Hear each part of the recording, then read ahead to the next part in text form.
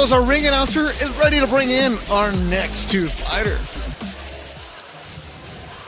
And now, ladies and gentlemen, we are set for our next bout of the evening. Our co-featured attraction set for 8 rounds in the super welterweight division. Introducing to you first, set to make his ring walk and fighting out of the blue corner, representando Santa Marta, Panama, Aziel Turbo Cosio.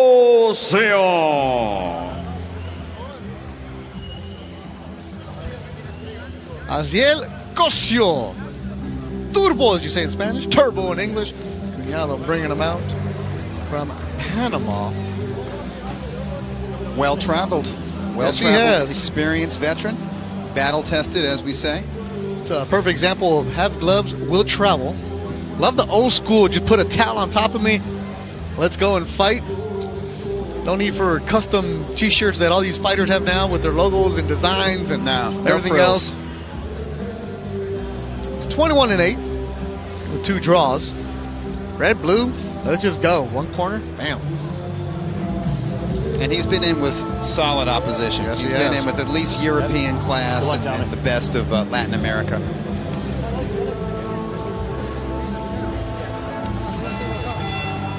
And now, ladies and gentlemen, set to make his ring walk and fighting out of the red corner, representing North Hollywood, California, and Armenia, Ferdinand, Lucky Boy, Kerobyan.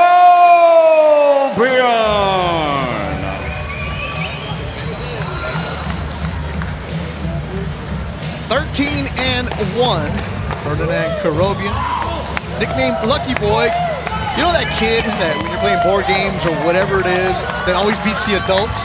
And you're like, man, this kid's just lucky. That was Kerobyan. That's where he got the nickname Lucky Boy from family members. You're just that lucky boy that always wins. I hate those kids. Because then they talk trash to you when they win.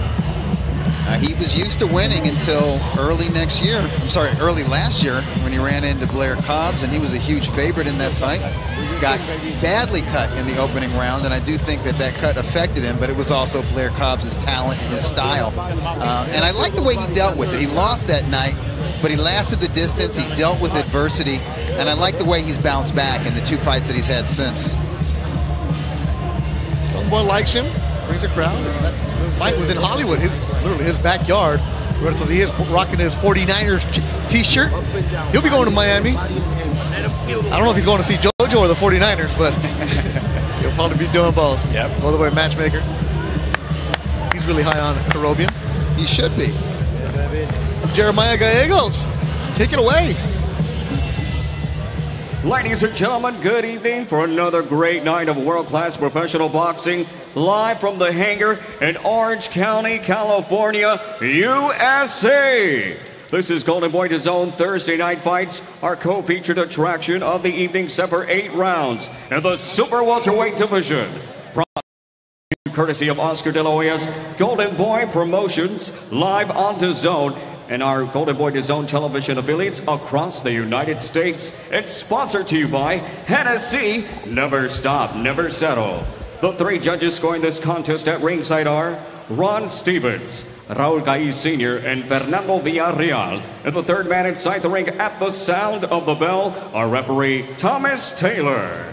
And now, ladies and gentlemen, here we go for our co-featured attraction of the evening, set for 8 rounds. Introducing to you first, out of the blue corner tonight, wearing red with blue, he officially weighed in at 152 pounds. An in-ring veteran with 32 completed bouts. His record consists of 21 victories, 18 big wins by way of knockout, 8 defeats and 2 draws. He's a multi-time title holder, representando Santa Marta, Panama, Aziel Turbo Cosio. And across the ring tonight, fighting out of the red corner, wearing blue with white, he officially weighed in at 153.4 pounds. In 14 professional contests, his record is outstanding. 13 victories with 8 big wins by way of knockouts and only 1 defeat from North Hollywood, California, and representing Armenia, Ferdinand, Lucky Boy, Kerobyan. And our referee to give the final instructions, Thomas Taylor. Boxer chief second. Right here, gentlemen. Okay, belt line is good here, belt line is good here. Gentlemen, you've got my instructions in the back. Protect yourselves at all times, listen to my commands. Touch them up. Back to your corner, gentlemen. Tom Taylor, the third man in the ring tonight, one of the best refs in the state of California. Consummate pro. We're ready to go with Kerobyan and Cosio.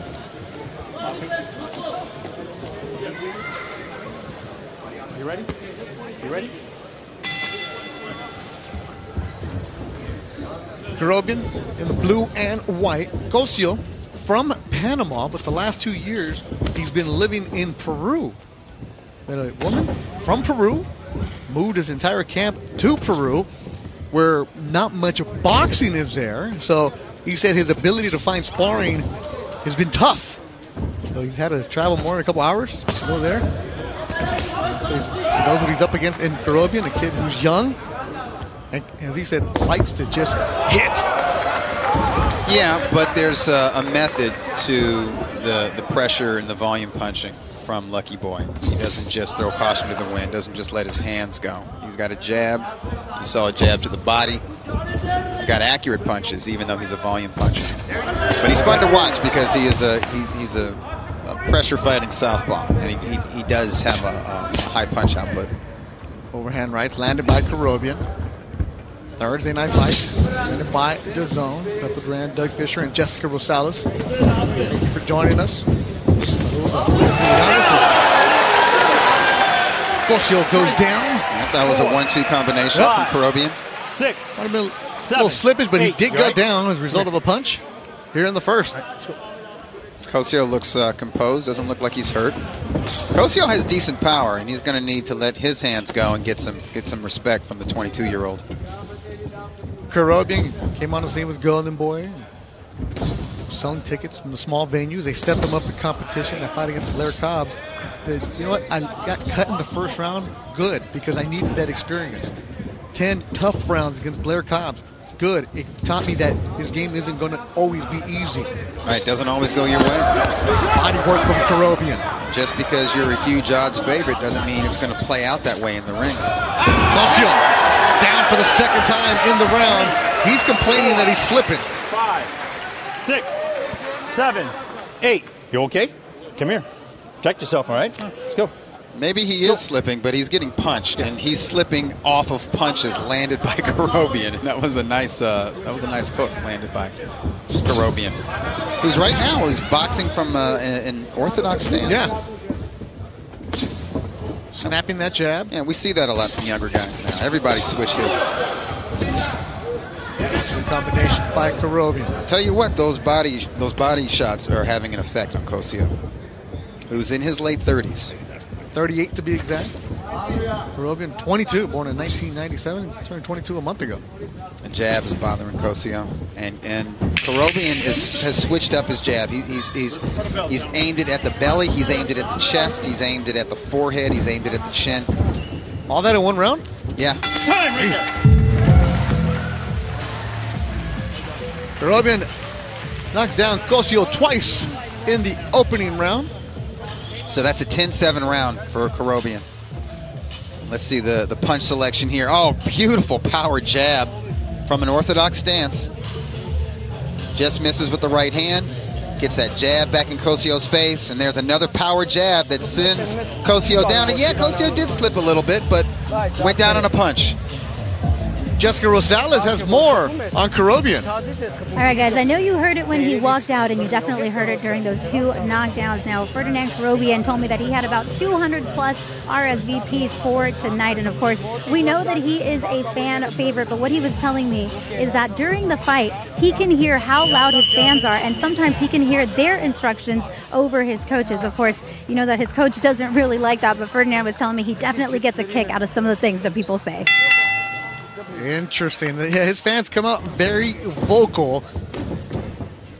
We've seen it at Velasco. We've seen it in Avalon, Hollywood. We've seen it here tonight in Orange County. Armenian fans travel. I respect that. Immediately. Anytime Victor Chini was anywhere. Yeah. It Julius Julianis, who does some Spanish TV work in South America, he tweets, "This could be a fun fight. Cosio punches very, very hard." Yeah. I haven't seen that, though. Yeah. He's down again. He's tackled. That was off a punch. Cosio's legs don't look 100% to me. He's slipping. Maybe it might be his shoes. Might be. Because Kerobyan Kerobyan with the Nikes, Cosio with the Adidas. Maybe that's the difference. Kerobyan and he's having a lot of success from the orthodox stance. And here's the combinations. Here's the volume punching in close. But I really like the way Kerobyan has controlled distance and closed distance. It's all off this jab. And there's the jab to the belly again. You know what? He is slipping. His shoes. His boots, huh? Yeah, the soles of his shoes are just they're not right for this canvas. Go. And shame on him and his corner for not testing out this ring. His corner's actually running back to the locker room right now. Maybe Jessica Rosales can check out what's going on in the corner of the Panamanian fighter. You know, we've seen this before. We've seen this, maybe not this bad, but we saw this when I think it was Rene Alvarado fought, what's the guy's name from upstate? Yeah, Tino. he's slipping. Yeah. You know what they did? They put masking tape. Yeah, they put tape around his shoes, and that helped. Guys, be ready. That helped Alvarado, I recall. Yeah, and Jessica Rosales is standing right next to the corner. They ran into the locker room. We can see that. Kerobyan just letting go of his hands. Yeah. And he's getting hurt right now because he can't maneuver. And he can't move. And Taylor jumps in there and stops it. Too bad. Tough break for Cosio. It was very clear that he was slipping because of the soles of his shoes. But those punches were landing. Yeah, the punches were landing, but Cosio couldn't get leverage with his own punches because his feet really weren't under him. It's like he had roller skates on. And Cosio is looking at his corner, complaining. We're looking at him. He's talking about his shoes. No, but you know what? That's on you, though. You need to exactly. That's on him and his corner, and every professional should test out the ring. You arrive to the arena early, and you test out the ring. You test out the ropes. If the ropes are loose, you make note of that. If there's like lumps or bumps in the canvas, you make note of that so you don't trip on that when your fight happens.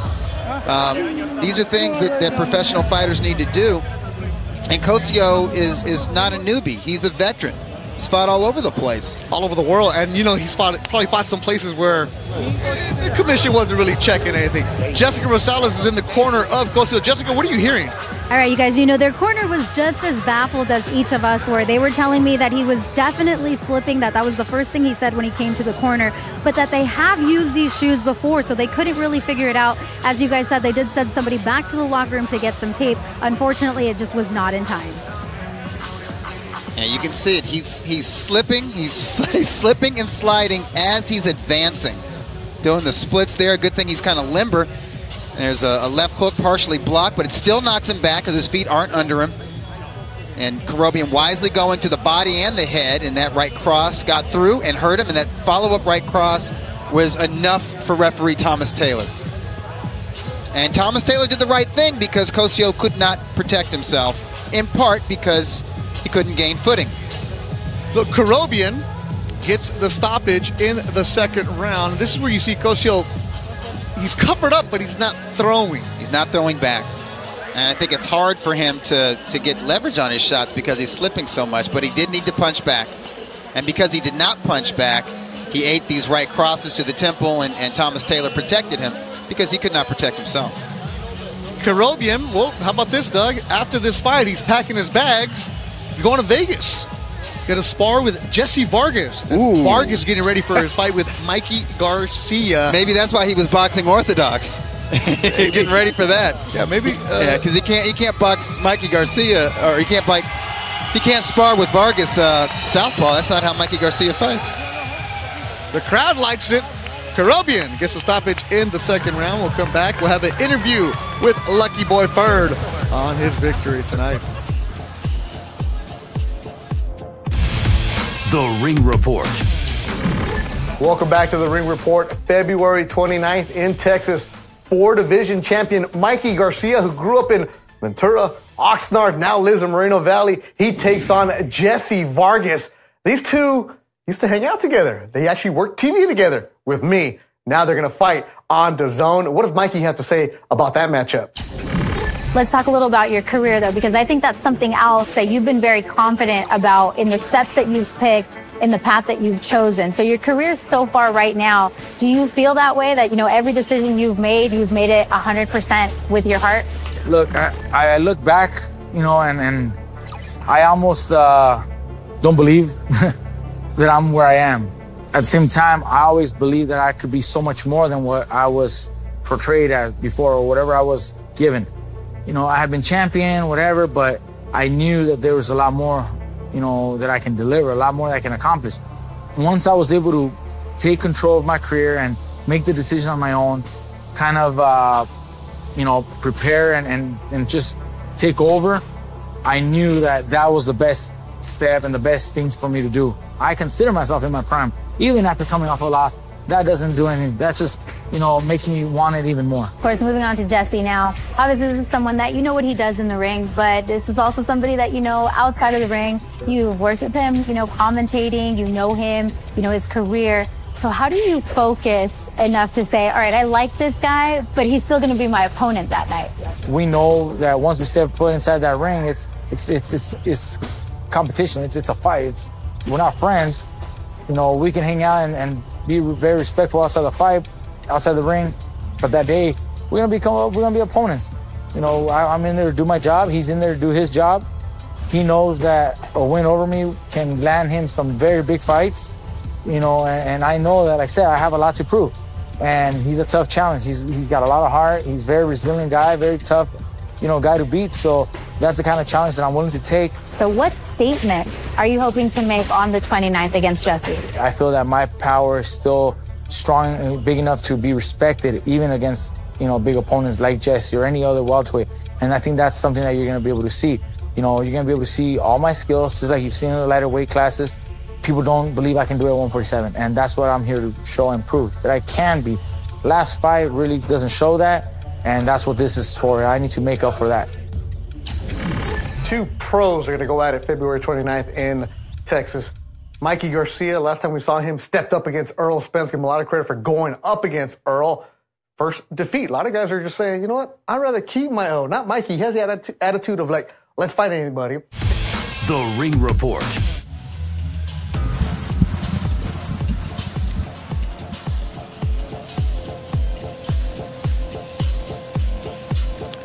Thursday night fights in Southern California, Costa Mesa, OC Fairgrounds. They're actually setting up for the fair outside. Well, inside here at the hangar. It really used to be an airplane hangar. That's why it's called that, not just because of the name. Ferdinand Lucky Boy Kerobyan gets a second round stoppage. Our ring announcer, Jeremiah Gallegos, is looking smooth and dapper. He's from Houston, Texas. He's standing in the ring right now. Ladies and gentlemen, our referee Thomas Taylor steps in and waves this bout to a halt. The official time comes to you 2:07. Round number 2 for your winner by KO from North Hollywood, California, and representing Armenia, Ferdinand Lucky Boy Kerobyan.